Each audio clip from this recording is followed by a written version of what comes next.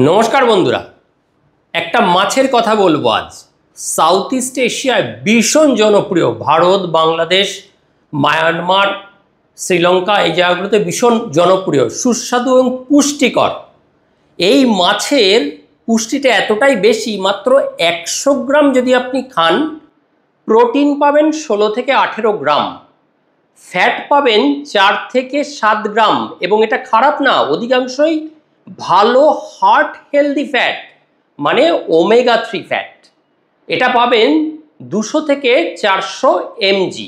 Vitamin B12 পাবেন, B6 পাবেন, niacin পাবেন, মিনারেলস পাবেন, পটাশিয়াম, ফসফরাস, আয়রন, সেলেনিয়াম ও ক্যালসিয়ামের মতো মিনারেল। ক্যালোরি পাবেন 100 থেকে 140 ক্যালোরি। মাছটা ভীষণ হজমে উপকারী, হজমে ভীষণ সহায়ক, উচ্চমানের প্রোটিন সমৃদ্ধ, হার্টের জন্য ভালো, ক্যালসিয়াম ফসফরাসে ভর্তি, ভিটামিন B12 সমৃদ্ধ, আয়রন ও সেলেনিয়াম যুক্ত। খেতে পারে যে বাচ্চার দাঁত ওঠেনি, সে বাচ্চা থেকে মৃত্যু পথযাত্রী বৃদ্ধ অবধি। নিশ্চয়ই জানতে ইচ্ছা করছে মাছটা কি। এই ছবিটা দেখুন, ছবিটা চিনতে পারছেন? এর নাম হলো ওমপক পাবদা, বা বাংলায় বলে পাবদা মাছ। খুব মিঠে জল, মানে স্বাদু জলের মাছ এটি। এর পুষ্টিগুণটা বলে দিলাম। এইবার মাছটার একটু পরিচিতি বলি। এটি সেলুরিডে জাতীয় ক্যাটফিশ মাছ, মানে যাদের মুখের চারপাশ থেকে এরকম একটু গোঁপ মতো আছে, যেমন বোয়াল, এগুলোও ক্যাটফিশ। কাটার সংখ্যা ভীষণ কম, মাংস নরম হওয়ায় খুব সহজে হজম হয় এবং বাচ্চারাও খেতে পারে। আগেই বললাম, বাংলাদেশ, পশ্চিমবঙ্গ, আসাম, ত্রিপুরা, ওদিকে মায়ানমার, আমাদের এদিকের বাংলা, উড়িষ্যা, এগুলোতে খুব বেশি পাওয়া যায়। সাধারণত নদী, বিল, জলাশয়, মাঝারি জলের প্রবাহে, মিষ্টি জলের প্রবাহ, আবার বলে দিচ্ছি, এটা জন্মায়। তাই আজ এই মাছটার ডিটেইলিং একটু বলছি, শুনতেও ভালো লাগবে এবং খাবেন। খুব উপকারী মাছ, কিন্তু বারবার আমাদের ডাক্তারবাবুদের রেকমেন্ডেড, এটা খেতে পারেন, কোনো অসুবিধা নেই। স্বাস্থ্য উপকারিতাগুলো প্রথমে বলি। হজমে অত্যন্ত উপকারী, মাংস নরম, কম কাটা, কম ফ্যাট, সব মিলিয়ে শিশু, বৃদ্ধ রোগীদের জন্য ভীষণ সহজপাচ্য, অতএব ইজিলি ডাইজেস্টেবল। 2 নম্বর হচ্ছে, খুব যে প্রোটিনটা পাওয়া যায় উচ্চমানের হাই ক্লাস অ্যানিমেল প্রোটিন, যেটা শরীরে চট করে অ্যাবজর্ব হয়। দেহের পেশি, হরমোন, এনজাইম ও ইমিউন সিস্টেম গঠনে এই প্রোটিনটা লাগে খুব বেশি পরিমাণে এবং উচ্চমানের প্রোটিন।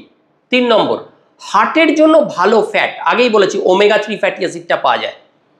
এই ফ্যাটটা হার্ট প্রোটেক্টিভ, ট্রাইগ্লিসারাইড কমায়, রক্তচাপ কমায়, হার্টের প্রদাহ, কোনো ইনফ্ল্যামেশন থাকলে আমরা ওমেগা 3 ফ্যাটি অ্যাসিড যুক্ত মাছ খেতে বলি বা ক্যাপসুল দিই, তার থেকে মাছ খান। 4, ক্যালসিয়াম ও ফসফরাসে ভর্তি, হাড় মজবুত করে, জয়েন্টকে শক্তিশালী রাখে, বৃদ্ধ বয়সে যে অস্টিওআর্থ্রাইটিস, বাতক ব্যাধি তৈরি হয়, সেটা নিয়ন্ত্রণেও বিশেষ ভূমিকা রাখে। 5, ভিটামিন B12 সমৃদ্ধ। এই ভিটামিন B12 কি করে?